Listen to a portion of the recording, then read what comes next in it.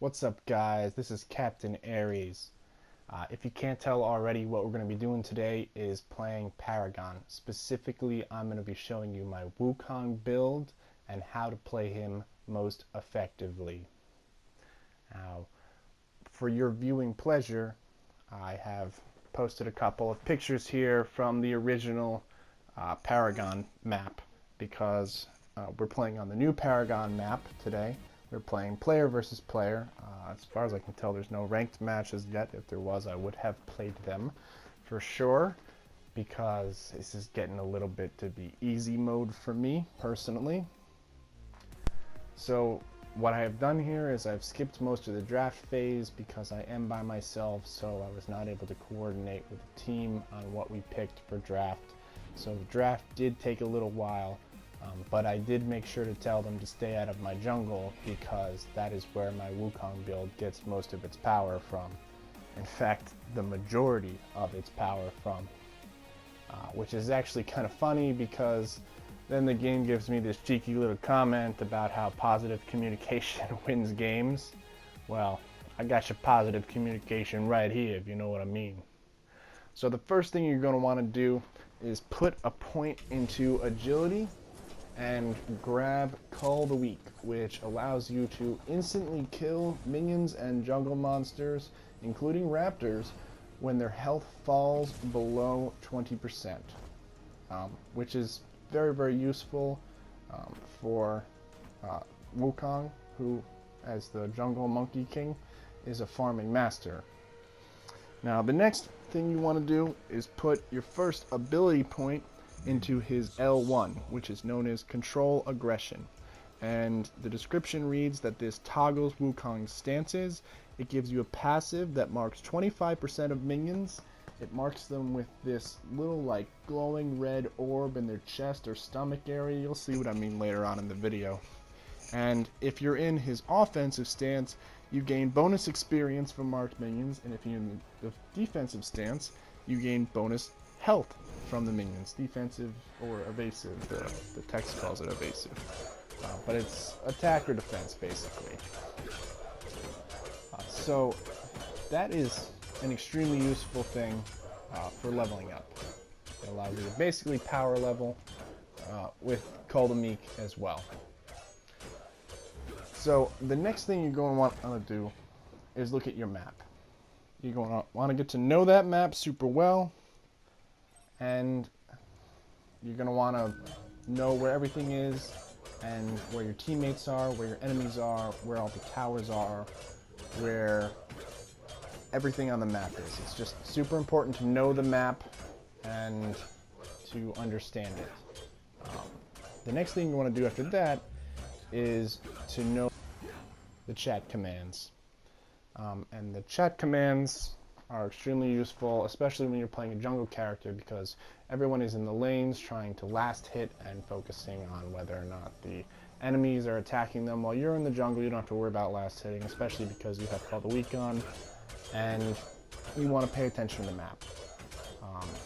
So, for example, I noticed that this man in our left lane has the tower being attacked there, and he's by himself and there are two enemies facing him, but I'm in the jungle on the other side of the map and I need to focus on jungling to increase my power. So I tell my teammates to go on over there and help him out. So the quick chat is extremely useful. The next thing you want to do is just add one more agility point on there, which will help you clear up this last round of jungle minions before you go back home and heal up. After that, you want to continue to upgrade your abilities. First of all, you want to upgrade your L2. That's the first thing you want to do, is Staff of Legends, and that deals ability damage if you're in your attack stance, and it also pushes clones and enemy heroes, and you'll see what I mean by clones in just a little bit. In your defense stance, it gives you an evasive leap, which is a directional jump.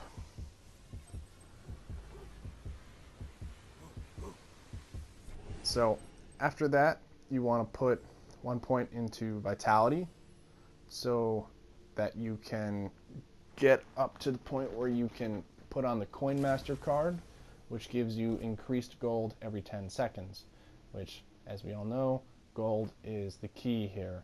You want to have as much gold as possible, because even if you don't have a lot of experience, if you have a lot of gold, you have a lot of attack power, a lot of attack speed, and everything else you need. The next thing you want to do is upgrade your R1, which is known as Cloud Walker. And Cloud Walker also has two different types of abilities. In your attack stance, what it does is it double jumps into the air and lands on the ground with an area of effect attack that also does a slow to enemies. In your defensive stance, it double jumps in the air and literally walks on air, as you will see here, which is extremely useful for getting out of those hairy situations. You see what I did there? Hairy? Because I'm a monkey? He's so funny. An allied tower is under attack. There's me putting the Coin Master on.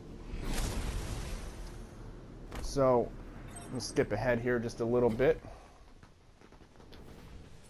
As you can see, there is that red orb inside of the green jungle monster. And if you don't know, green jungle monsters give you a bonus kind of fortified health shield when you kill them.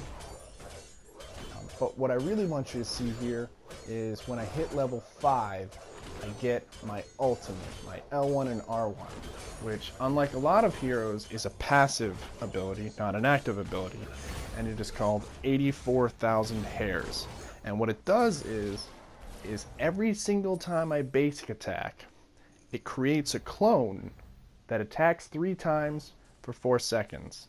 The clones don't move, they stay stationary and attack anything within their range, but they only do 15% of your damage for each of their hits. Now, this may not seem like a lot, but when you fully upgrade the ability, it gives you 25% per hit. So they're doing 75% of your damage over 4 seconds, and you can make an infinite number of them, which becomes very, very powerful. You'll see that later in the video. But before that happens, what you want to do is increase your agility and vitality back and forth until you have 3 of each, at which point you can purchase the Tyrant and the Growth Totem cards. Now, as you can see, Growth Totem says it's 4,500 gold, but it has a passive on it that decreases the amount of gold that it costs to purchase it every time you purchase a gold point.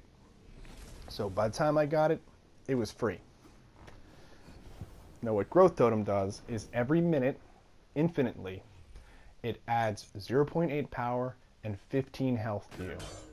And this goes forever. If the game is 2 hours long, you get that much health and power. Tyrant, though. Tyrant is where the real strength of this build comes in. After you kill a certain amount of jungle monsters, I believe it's 50, you gain bonus health. I believe it's 300. And that is a permanent bonus health increase.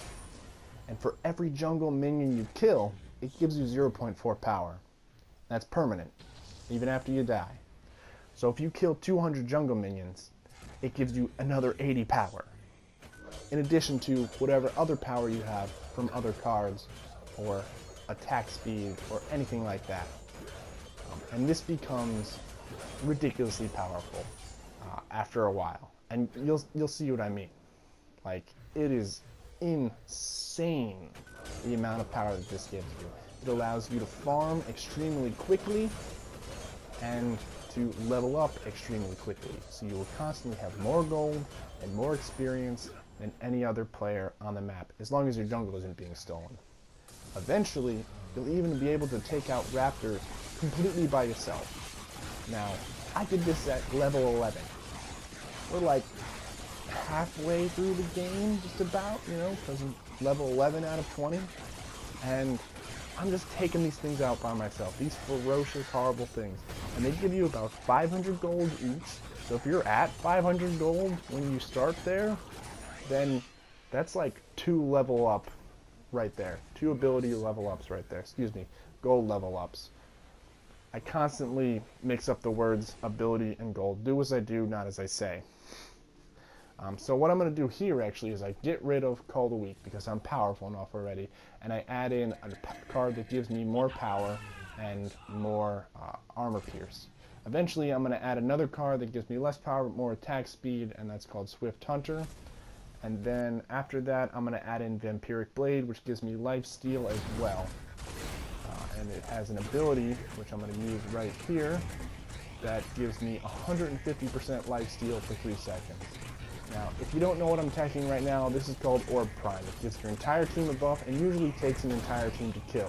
But with my build and the choices I've made in this game so far, I can literally take it on by myself. And you want to get yourself between it and the wall, so when it pushes you back, you're right next to it, or if it roots you, you're also right next to it. Now see, how useful is that? A Wukong that can take on Orb Prime by itself while the rest of the team is still defending your towers. That's what you want. Now eventually, after you max out your agility and max out your vitality, you get to a point where you can just solo a tower without any minions around it, and then you can crush enemy heroes. This poor man, he didn't know what hit him. Oh, I almost feel bad for him. And then by the end of the game, you've built up so much power, you can just 3v1 without it even being a problem. Kill this guy, and then this man came back. Like, you'd think he learned. He tries to run away, but nope. Just finesse the crap out of that. Now, I was going to turn around and go back, but by that point, I had gotten a double kill and weakened a third person. So, my team just pushed in and beat them. But that's it. That's the build. Now, if you look right there, it says I killed 318 minions. Now, the time is wrong, but if you do the math, by the end of the game, I had about 160 power per hit, which is about 500 power per second. So that's why I was able to destroy them so much. And that's pretty much it. That's what you do. You follow the build, you pause the video, and you look at which cards I have. You see which gems I have. And if you don't have those cards and those gems, you try and replace them a little bit. But basically, you just want Tyrant and Growth Totem. Those are the two key cards in this build right here.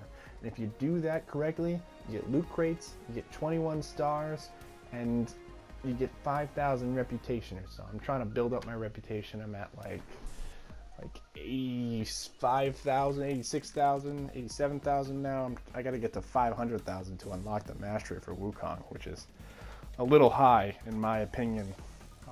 But you know, that's just the way the game is. I mean, I could report a bug. This is an open beta still, but it's a great game. I would suggest you try it.